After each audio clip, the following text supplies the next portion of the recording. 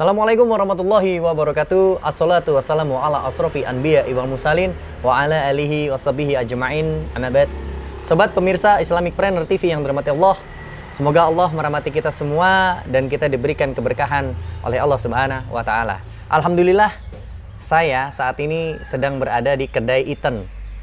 Nah, apa itu Kedai Iten? Dan di depan saya sudah ada pemiliknya nih dari Kedai Iten tersebut. Kita sapa dulu yuk. Assalamualaikum Mas Tatang. Waalaikumsalam warahmatullahi wabarakatuh. Gimana kabarnya Mas Tatang? Alhamdulillah. Masya Allah. Ini berbicara Kedai Iten nih Mas Tatang. Iya. Nah, Kedai Iten itu apa sih dan sudah berapa lama sih berdirinya? Kedai Iten itu ya apa ya? Cuma sekedar nama aja sih, kedai makan. Tapi Kedai makan. Kedai makan kita ambil Eat itu makan. Gitu. Makan ya. Bisa diplesetkan menjadi Iten. Makanan. Oh, makanan. Disuruh makan. Disuruh nah, makan itu, ya bahasa Indonesianya. Ya, alhamdulillah itu mulai di bulan Januari 2020 ini. Oh, Masya Allah. Berarti baru loh pemirsa. Iya, baru 5 bulan. Baru 5 bulan ya. Alhamdulillah. Kenapa sih milih kedai makanan, Mas? Apa basicnya dulu seorang koki? Atau gimana Mas Tatang? Ya, alhamdulillah dari kecil itu memang saya senang masak. Terus kemudian saya masuk profesional kitchen itu mulai tahun 2012. Profesional kitchen? Iya. Jadi seorang koki dong berarti? Ya, alhamdulillah. Masya Allah, luar biasa nih pemirsa. Nah, berarti dari hobi ya? Iya. Ini masuk menjadi pengusaha itu dari hobi pemirsa. Jadi sobat pemirsa, kalau saat ini ya kalian memiliki hobi, maka salurkan gitu ya. Jangan takut, apalagi untuk menjadi pengusaha dan bisa dibisniskan. Masya Allah. Contohnya seperti Mas Tatang ini. Mas Tatang, Iten ini berdiri kan baru ya? Iya. Nah, untuk menu-menunya Mas, menu-menunya itu andalannya apa sih? Atau mungkin yang membedakan tuh dengan kedai makanan yang lain apa? Jadi menunya itu ada dua kayak semacam apa ya, dua kategori besar. Menu spaghetti itu Italian food, sama yang satunya katsu. Katsu itu Jepang ya? Jepang. Nah, untuk yang sering keluar yang menjadi suatu andalan itu sebenarnya andalan semua ya. Sebenarnya andalan semua. Andalan semua ini pemirsa, spaghetti dan katsunya. Nah, insya Allah selama saya memasak semuanya saya istimewakan, tidak ada yang mau ini mungkin pasta ini lah yang paling keluar, paling favorit, terus saya masak sangat istimewa, terus yang lainnya biasa-biasa aja, enggak.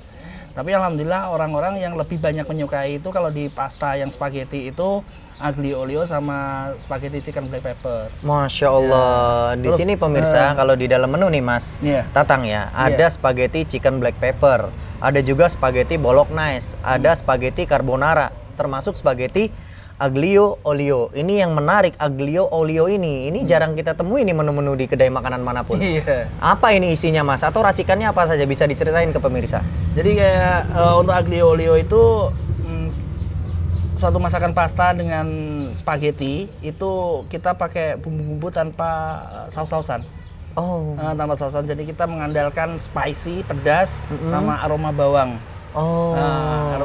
Aroma bawang. Ya, dengan bumbu-bumbu yang lainnya dimix dengan insya Allah dengan baik, jadi menghasilkan yang baik pula. Masya Allah. Dengar ceritanya aja tuh menggugah selera banget Mas Tatang. Nah, untuk chicken katsunya nih, chicken katsu original. Itu chicken katsu original tuh seperti apa Mas? Apa memang bumbunya original itu beserta bumbu yang lain atau gimana itu? Di sini kan ada 4 chicken katsu. Jadi chicken katsu original, chicken katsu barbecue, chicken katsu black pepper, chicken katsu cheese. Nah, untuk yang original itu tanpa saus-sausan di antara 3 tadi. Black pepper, barbecue sama cheese itu tanpa itu. Tanpa itu semua. Berarti disebut dengan original. Nah, tapi insya Allah walaupun original kita tetap memakai ada saus tambahan yang pada salad itu kita kasih saus itu pakai mayones dengan homemade sendiri, kita bikin sendiri. Jadi gini, alhamdulillah di Kedai Iten itu sebagian besar saya maksimalkan itu membuat menu-menu dan membuat apa ya namanya ya, saus-sausan apa segala macam itu sebisa mungkin saya bikin sendiri. Jadi kita tidak beli instan. Tidak beli instan. Jadi insya Allah untuk kehalalannya bisa dijamin insya Allah. Sampai higienisnya pemirsa ya, karena handmade tadi ya, buatan tangan gitu, bukan buatan pabrik gitu Mas ya. Oke, baik pemirsa, Ini tadi kita udah bahas nih tentang spaghetti, lalu chicken katsu. Nah, masuk ke ini Mas Tatang. Ketika Mas Tatang mau buka usaha ini, itu apa sih kendala-kendalanya atau perjalanan selama berapa bulan ya? 5 bulan ini 5 sudah bulan. ya. Itu ada nggak sih kendala-kendalanya? Bagaimana sih seorang pengusaha itu harus kuat? Iya. Apalagi saat ini di kondisi yang global Mas Tatang ya. Iya, iya. Ya. Ya alhamdulillah, untuk kendala-kendala itu pasti ada ya. Jadi tergantung dari mindset kita aja mengatasi kendala itu. Kalau menjadi suatu beban, nanti akan semakin terpuruk kita. Masya Jadi Allah. kalau kita ambil itu adalah suatu kenikmatan dari Allah, insya Allah akan menjadi ringan. Masya Allah, luar biasa nih. Baik, Mas Tatang, Iya. selain menjadi pengusaha nih, Iya, Mas Tatang punya kegiatan yang lain juga kan? iya. Apa itu yang kegiatan yang Mas Tatang atau hobi atau mungkin yang bermanfaat bagi Mas Tatang? Iya. Untuk di dalam kedai Eaton sendiri, saya selain saya berjualan untuk teman-teman untuk buka secara umum, saya alhamdulillah beberapa kali dan sampai sekarang masih jalan juga saya mendistribusi kerjasama dengan Ikhlas Foundation dari Mu'alaf Center Indonesia Peduli. Oh, Masya Itu Allah. mengirim nasi box untuk staf medis rumah sakit di Semarang. Masya Iya, Allah, itu. pemirsa. Jadi Jadi karena kita bekerja peduli, sama ya. dengan Ikhlas Foundation, pemirsa. Iya. Ini rutin ya, Mas ya, Rutin kegiatan ini? setiap hari. Alhamdulillah ini sudah masuk putaran kedua, hari ke-16. Masya Allah, luar biasa. Mudah-mudahan nih bisnisnya berkah Amin, dan juga amin. bisa banyak bermanfaat bagi Amin, umat dan juga orang banyak, Mas. Iya, Tatang ya. Iya. Dan untuk yang di luar kedai ya, di Iya. luar memasak, di luar kegiatan saya berjualan itu, alhamdulillah saya ada komunitas bersama teman-teman itu Cah Hijrah di Semarang. Oh, Nah, Cah di sini. Hijrah nih. Cah Mungkin Hijrah. pemirsa salah satunya Cah Hijrah nih. Halo Cah Hijrah. Nah, Mas Tatang, Cah Hijrah ini kan ya sudah terkenal sih ya. Banyak juga ya teman-teman yang tergabung di dalam organisasi. Iya. Kok minat bergabung ke komunitas Cah Hijrah itu dulu gimana ceritanya itu, Mas? Singkat cerita aja ya. Jadi saya sama teman-teman itu mengalami suatu ada beberapa, ada sekitar 15-an, 10 sampai 15 orang. Itu sama-sama sama-sama kita berangkat hijrah, semua mungkin dari background-background yang hampir sama atau mungkin yang berbeda, dengan yang pasti kebanyakan masa lalunya kurang baik, masa lalu kelam itu. Iya. Terus ketika kita sudah mulai ngaji bareng sekitar ber-10 sampai 15 itu, kita ada kepikiran, kok kita cuma segini-segini aja ya.